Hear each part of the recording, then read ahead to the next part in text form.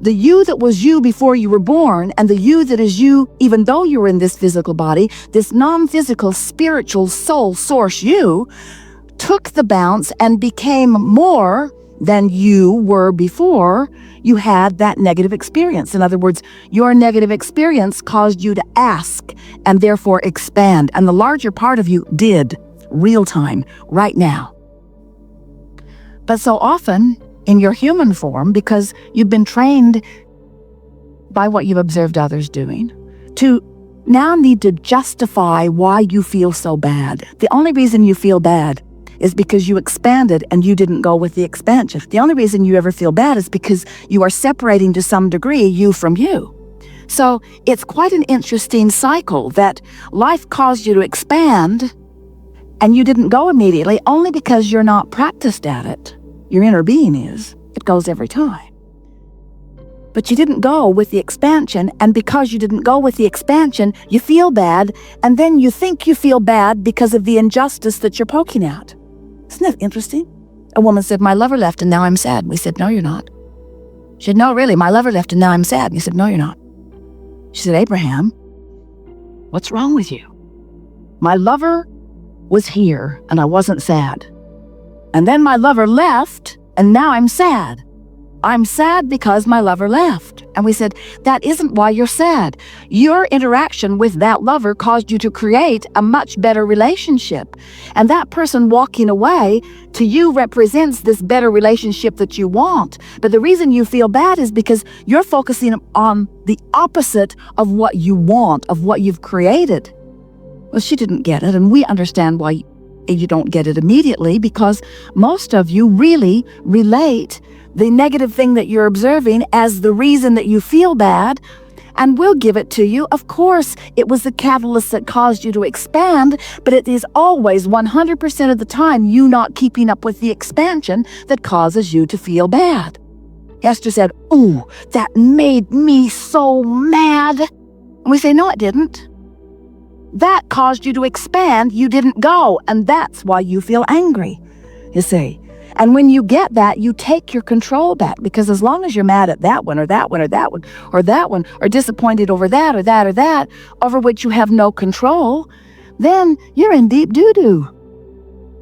Because there's so much stuff that's out there that is giving you the benefit of expansion, that if you don't take control of the way you feel, by understanding that you can feel good in any moment, that you are not offering resistance to who you are. Let's say it really clearly. Every time you feel bad, and every sickness that exists, every time you feel bad, no exception, 100% of the time, it's because you are offering a vibration because of what you're focused upon right now that doesn't match the vibration of who you really are. You are defying the spirit of your being. And when you defy the spirit of your being, you feel resistance. It's just that simple. And we know, it's sort of hard to hear, because that person was really rotten. That was really a terrible thing that happened. That shouldn't have happened, and they should behave better. We know why you think that. But if your alignment with who you are is dependent upon anything other than the two relational aspects of you, then you have no control. And you do have control, you see. Not one of you said, I'll go forth into a physical body, I'll live long enough that I'll figure out what's right and what's wrong. And then I will look for others to join me in order to enforce the rightness of our time. Humans keep trying to do that, but how's it working out?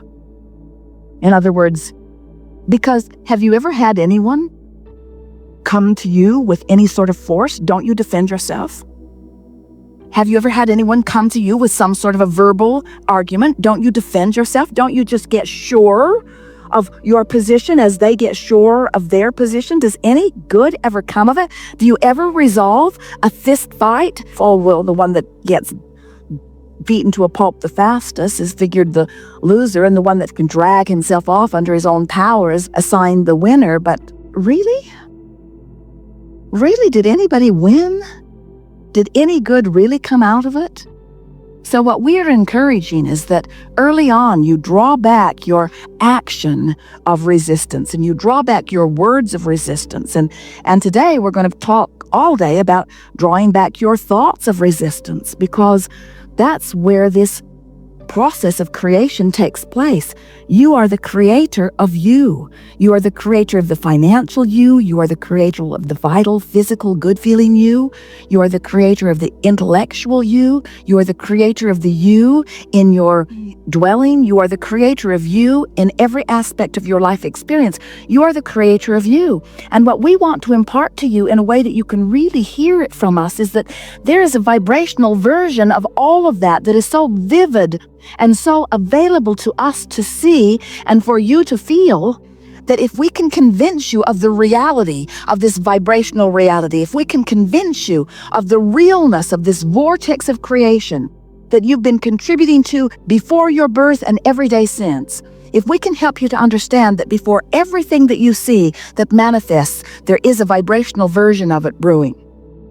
If we can convince you that this vortex of creation contains the vibrational now, you know why you feel negative emotion? Because you are now something more than you're letting yourself be.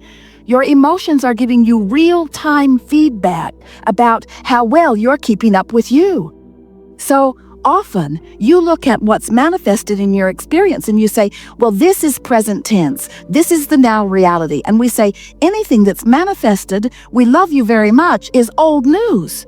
Anything that's manifested is something that's been in the vibrational escrow for a long time, and the only reasons it's manifested is because you found a way to become a vibrational match to it. What you expect manifests. And what we want to call your attention to is that in this vortex of creation, in this real-time, present tense, now reality, spirituality, reality, source, God force, reality, in this reality that you have created, in this reality that is now, is you. In this reality that is now is the larger part of you. And your emotions all day, every day, let you know how in tune with you really are. And the rottener you feel, the more out of whack you are, the more thrilled you feel, the more in alignment you are.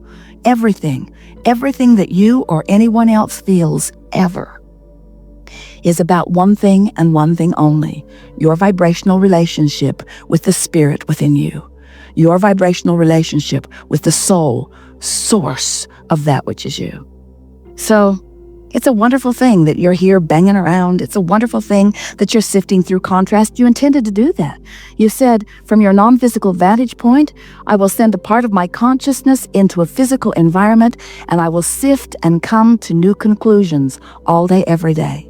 And when a new desire is born within me, I prefer that, I prefer that, I prefer that. Even if you are a one-celled organism, when you prefer, you emanate that rocket, and the source energy, counterpart, soul, source, spirit, God of you becomes the vibrational equivalent of that and holds forevermore until you amend it further through life, that vibrational place marker for you to catch up to. In other words, like a beaming signal, a guiding light, so that you can feel your way into alignment. So when you're rude, you're out of alignment. Even if you're just being rude back, you're still out of alignment. When you're rude, you're out of alignment because the source within you never is. When you aren't loving, you're out of alignment because the source within you always is. So then humans say, oh, Abraham, give me a break. Esther said it many, many times. You gotta be kidding, Abraham. You're gonna stand there in your cloud and you're going to love that behavior? And we say, we didn't say that we would love that behavior. We would say we focus only in a way that allows us to radiate love. Because we know that in every behavior, there's another side of the bounce. We know that when a kid in high school is bullied and 3 or 4 bigger guys put his head in the toilet in the locker room, we know that both the one being drowned in the toilet and the ones doing the drowning are out of their vortex. And we know that in all of that behavior, whether you are the victim or the victimizer, that you are launching rockets of desire, because no one becomes a victimizer who isn't standing in a place of vulnerability for which they are trying to compensate with this arrogant behavior. In other words, the one putting the head in the toilet is hurting as bad as the one whose head is being put in the toilet. They are all out of whack. They are all out of sync with the source within them, and they are all launching rockets of desire, and every single one of them became more because of the experience. So the question isn't, should there be bullies? Of course there shouldn't be, but shouldn't anything be allowed in this universe of contrast if you are to choose? Doesn't there have to be something in order to understand what you are really wanting? So the question isn't, should there be bullies, or is there a victim, or is there a victimizer? The question that we want to bring to your mind is, in that experience, was there expansion? And the answer is yes, on the part of everyone who participated in the co-creation. And by the way, no one participates in anything that they're not a vibrational match to. So everybody launched rockets in that. The bullies launched rockets. They want to feel more secure. The one being bullied launched rockets, wants to feel more secure. And the inner being, source, spirit, God, of everyone involved in that became more for the experience. More loving, more confident, more secure, more well-being. However, the potential for the gap widened, because every experience that causes who you really are to expand leaves you potentially further from who you really are. If you don't, in your physical form, keep up with you, you're going to feel awful forever. That's why many people come across a philosophy or a process that they call forgiveness. I'm going to forgive the perpetrator of that crime. And we say, really, what that forgiveness is looking at it in a way that doesn't hold you out of the vortex. But there are so many humans that want to proclaim, well, these are the unforgivable things. We'll give them the death penalty on that. We say, oh, you're giving them the ultimate forgiveness and just don't know it. There are things that you say should never be forgiven. And there are things that you say, oh, maybe we could cut them a little slack on that. And we say, as long as humanity, or more important, as long as you as individuals are sorting your life out in terms of just gathering together and trying to define what behavior is right behavior and what behavior is wrong behavior, you're not ever going to even begin to live your life as you intended to be. You don't have a chance of steady, chronic alignment with Source, and therefore you don't have a chance of feeling good most of the time, and you don't have a chance of longevity or wellness of any kind. You don't have a chance of any of that you all came to live unless you are aware of your emotions and understand that your emotions are telling you whether you're keeping up with you or whether you're not.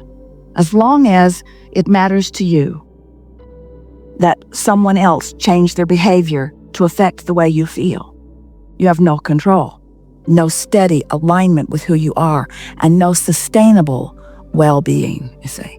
But when you get it, that every time you feel negative emotion, that the object of your attention and your current take on it, in other words, your perspective in the midst of your negative emotion, means this powerful, consistent, law-based thing every time. It means you've got an opinion going on right now that the Source within you does not hold. And we so want you to understand that you just can't defy the opinion of the Source within you. You can't hate instead of love and feel good. Have you noticed how awful hate feels? Now, many humans will say, well, that hate sure felt better than the powerlessness that I felt right before it. We say, well, then it's an improvement. But there's something better than hate, less hate.